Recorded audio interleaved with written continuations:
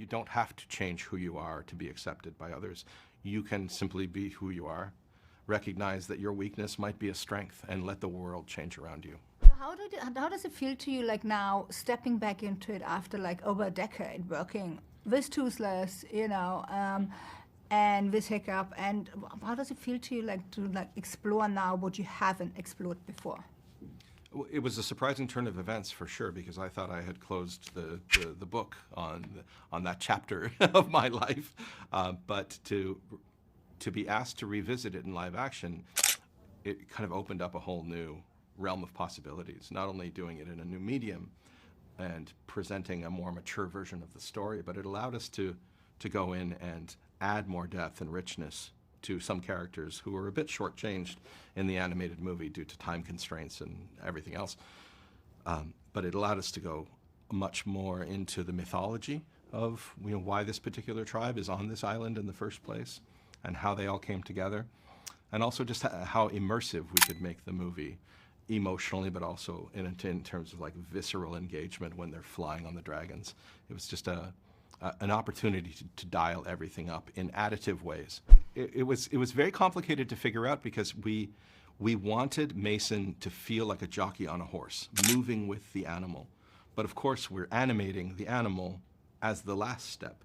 So we had to find a way of capturing the human movement on camera.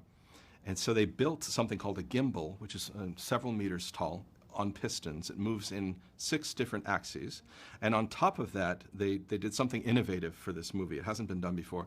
They built a robotic version of the dragon. So the chest and the neck and the head and the saddle, everything could move independently, either live with joysticks or pre-animated and fed into the machine.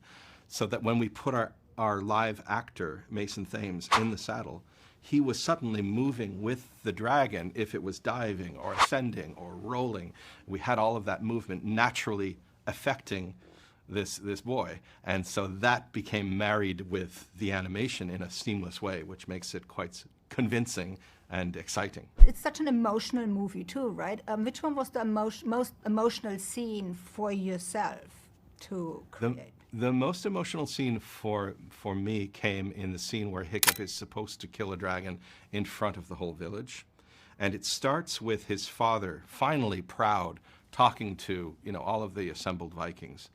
And he's saying, who would have thought, you know, Hiccup, well, Hiccup. And he's making jokes about his son while he's giving a very proud speech. But Hiccup is in the tunnel listening to everyone laughing.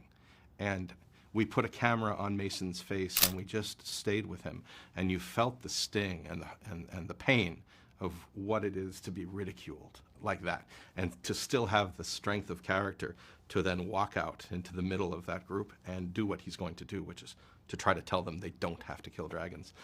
I loved the extra layers that brought. You felt the pain of the kid, you felt the pride of the father, but for all the wrong reasons. And they still don't understand one another. So there's a place to go with the story. What do you, it has so many messages behind it, right? Strength, finding your voice, peace, being a leader, being a hero. What do you want for kids nowadays, these days, like, to take away from this beautiful story? Well, on one level, it's just learn to think for yourself. You know, there's always so much more to the story. You don't have to believe in what you've been taught. You can discover for yourself with compassion and empathy what the real plight of the other is. And then on a personal level, I think that Hiccup is a champion for all of those outsiders. You know, you don't have to change who you are to be accepted by others. You can simply be who you are. Recognize that your weakness might be a strength and let the world change around you. Thank you so much. I have to wrap. You're amazing. Keep doing what you're doing. Thank you very much. Really.